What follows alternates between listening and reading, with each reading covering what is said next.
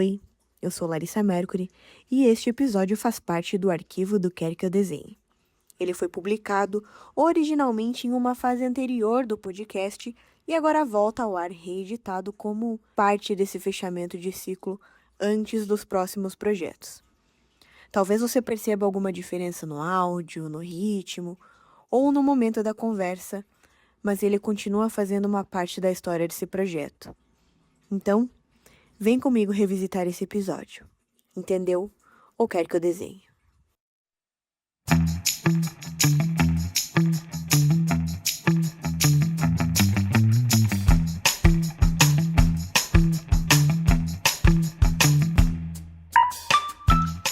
Fala galera, sejam muito bem-vindos e bem-vindas a mais um episódio do Quer Que Eu Desenhe.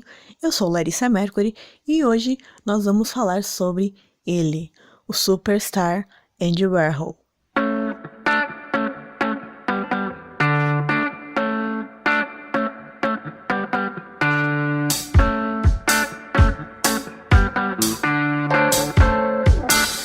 Andy Warhol foi um dos artistas mais influentes da segunda metade do século XX, criando algumas das imagens mais conhecidas já produzidas. Desafiando as visões idealistas e as emoções pessoais transmitidas pela abstração, Warhol adotou a cultura popular. Ele, que foi um dos difusores da pop art, expandiu as ideias de Duchamp e desafiou a própria definição de arte. Andy se aventurou em uma ampla variedade de formas de arte, incluindo arte performática, cinema, instalações de vídeo e redação.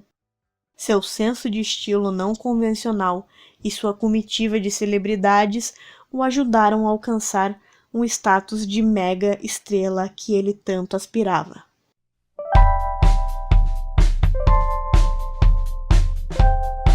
Nascido em 6 de agosto de 1928, Andrew Warhol, isso mesmo, com A no final, era o quarto filho de Andrei e Julia Warhol. Seus pais eram imigrantes da classe operária originários do nordeste da Eslováquia.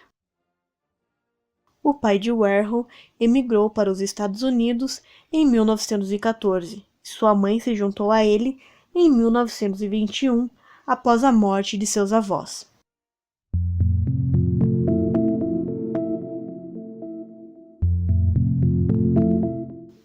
Ainda criança, Andy teve a doença de Huntington, uma doença que atinge o sistema nervoso e provoca movimentos involuntários das extremidades.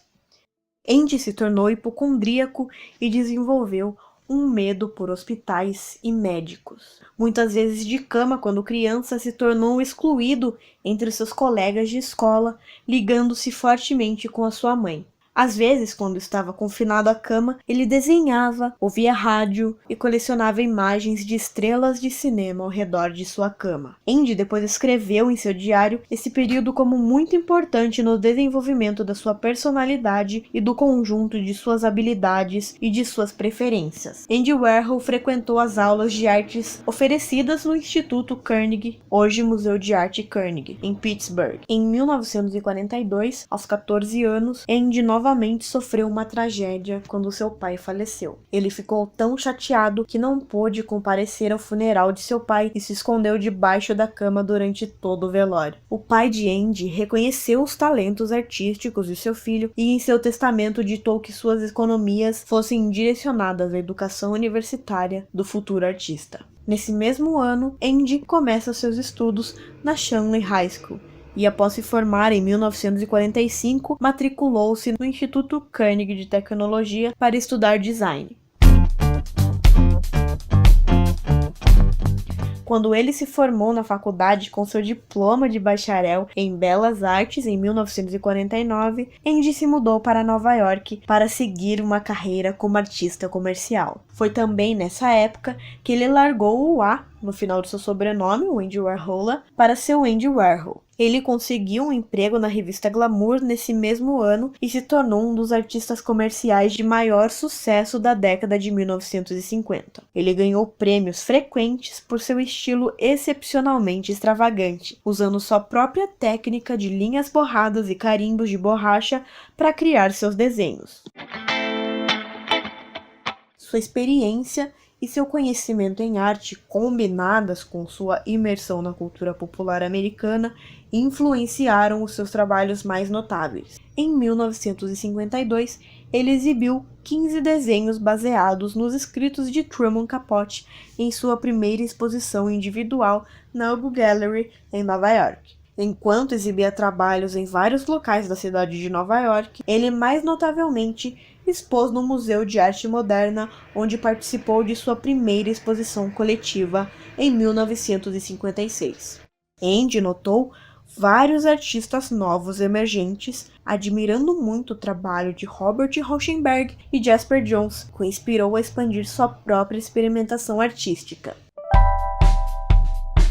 No final da década de 1950, Andy Warhol começou a dedicar mais atenção à pintura e em 1961 estreou o conceito de pop art. Em 62, ele exibiu as pinturas agora icônicas das latas de sopa Campbell. Essas pequenas obras de telas dos produtos de consumo do dia a dia criaram um grande alvoroço no mundo da arte, trazendo Warhol e a pop art para os holofotes nacionais pela primeira vez.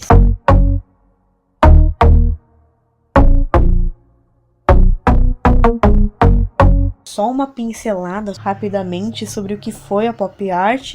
Ele foi um movimento internacional em pintura, escultura e gravura. O termo se originou em meados da década de 1950 na ACI em Londres, nas discussões realizadas pelo grupo independente sobre os artefatos da cultura popular.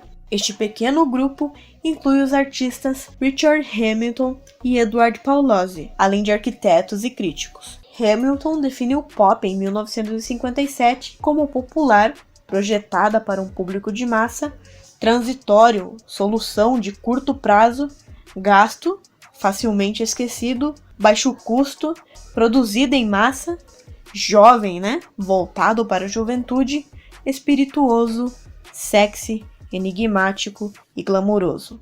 Hamilton criou pinturas como She para explorar as conotações ocultas de imagens tiradas diretamente da publicidade e da cultura popular, trazendo referências no mesmo trabalho a pin-ups e eletrodomésticos. Claro, isso tudo foi um meio para comentar sobre o erotismo secreto de muitas apresentações publicitárias. Andy Warhol pintou retratos de celebridades em cores vivas e berrantes. Os seus trabalhos mais famosos incluem Marilyn Monroe, Elizabeth Taylor, Mick Jagger e Elvis. À medida que esses retratos ganhavam fama e notoriedade, Warhol começou a receber centenas de comissões por retratos de socialites e celebridades. A sua obra Oito Elvis, ou Eight Elvis, acabou sendo revendido por cerca de 100 milhões de dólares em 2008, tornando uma das pinturas mais valiosas do mundo. Em 1964, Warhol abriu seu próprio estúdio de arte, um grande armazém pintado de prata, conhecido simplesmente como The Factory, ou a fábrica. The Factory rapidamente se tornou um dos principais pontos culturais da cidade de Nova York. Uma cena de festas luxuosas frequentadas pelas socialites e celebridades mais ricas da cidade, incluindo o músico Lou Reed, que prestou homenagem aos traficantes e travestis que conheceu na The Factory com sua música de sucesso Walk on the Wild Side. Andy é acreditado por inspirar a expressão amplamente usada 15 minutos de fama. No final dos anos 60, ele gerenciou e produziu a banda de rock experimental The Velvet Underground e fundou a revista Interview. Andy Warhol, que claramente apreciava sua fama, tornou-se uma figura popular nas discotecas de Nova York, como o Estúdio 54 e o Max Kansas City. Em 68, no entanto, a próspera carreira de Warhol quase terminou. Ele foi baleado por Valerie Solanas. Andy ficou gravemente ferido nesse ataque. Solanas havia aparecido em um dos filmes de Warhol e teria ficado chateada com ele por ter se recusado a usar um roteiro que ela havia escrito. Após o tiroteio, Solanas foi presa e depois se declarou culpada do crime. Andy passou semanas em um hospital de Nova York se recuperando de seus ferimentos e passou por várias cirurgias subsequentes. Como resultado dos ferimentos sofridos, ele teve que usar um espartilho cirúrgico pelo resto de sua vida. Em 1963, começou a experimentar filmes. 2 anos depois de uma viagem a Paris para uma exibição de seu trabalho, ele anunciou que iria se aposentar da pintura para se concentrar exclusivamente no cinema. Embora ele nunca tenha seguido completamente com essa intenção, ele produziu muitos filmes, a maioria deles estrelando aqueles que o chamam de Warhol Star, né? As estrelas de Warhol, que nada mais era do que um grupo excêntrico e eclético de amigos que frequentavam a fábrica e eram conhecidos por seu estilo de vida nada convencional. Nesse mesmo período, Warhol estava sendo criticado por se tornar apenas um artista de negócio. Os críticos não gostaram muito de suas exposições de retratos de personalidades e celebridades da década de 70, chamando-os de superficiais, fáceis e comerciais, sem profundidade ou indicação da importância dos assuntos. Ele experimentou extensivamente a videoarte, produzindo mais de 60 filmes durante sua carreira. Alguns de seus filmes mais famosos incluem Sleep, que mostra o poeta John Giorno dormindo por 6 horas, e It, que mostra um homem comendo cogumelos por 45 minutos. Andy também trabalhou com esculturas e fotografias, e na década de 80 ele migrou para a televisão com o programa Andy Warhol's 50 Minutes na MTV. TV at home in bed a lot? Oh yeah, I do. Well, I have my TV on all night long, and You fall asleep with it on? yeah, and I wake up with it on in the middle of the night, and sometimes, What's your favorite thing to watch late night? reruns of news. Of news? Yeah. Old news? Yeah. I've never seen that channel. Andy teve um ressurgimento do sucesso crítico e financeiro na década de 80, em parte devido à sua filiação e amizade com vários artistas que estavam dominando o mercado de arte de Nova York, como Jean-Michel Basquiat e outros chamados neo-expressionistas, bem como também os membros do movimento da transvanguarda na Europa, incluindo Francesco Clemente e Enzo Cucci. Antes das Olimpíadas de Inverno de Sarajevo, em 1984, ele se juntou aos outros 15 artistas, incluindo David Hockney e Cy Twombly, e contribuiu com uma impressão de Speed Skater para a coleção Art and Sport. O Speed Skater foi usado para o cartaz oficial dos Jogos Olímpicos de Inverno de Sarajevo. A essa altura, o artista Fab Five Freddy prestou homenagem a Andy Warhol quando pintou um trem inteiro com as latas de sopa Campbell. Isso foi fundamental para Fred se envolver na cena artística underground de Nova York e se tornar um afiliado de Basquiat.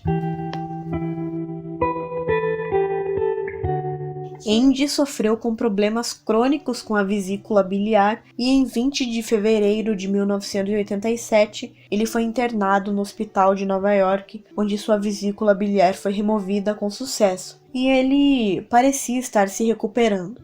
No entanto, dias depois, ele sofreu complicações que resultaram em uma parada cardíaca súbita e morreu em 22 de fevereiro de 1987, aos 58 anos. Milhares de pessoas compareceram a um memorial para o artista na Catedral de St. Patrick, em Nova York. A vida e o trabalho de Andy satirizaram e celebraram simultaneamente a materialidade e a celebridade. Por um lado, suas pinturas de imagens distorcidas de marcas e rostos de celebridades podiam ser lidas como uma crítica do que ele via como uma cultura obcecada por dinheiro e celebridade. Por outro lado, o foco de Warhol em bens de consumo e ícones da cultura pop, bem como seu próprio gosto por dinheiro e fama, sugere uma vida em comemoração aos próprios aspectos da cultura americana que seu trabalho criticou. Andy falou sobre essa aparente contradição em sua vida e em obra em seu livro The Philosophy of Andy Warhol, escrevendo que ser bom no negócio é o tipo mais fascinante de arte. Ganhar dinheiro é arte, trabalho é arte e o bom negócio é a melhor arte. Yeah. O trabalho de Warhol é destaque no Museu Andy Warhol em Pittsburgh.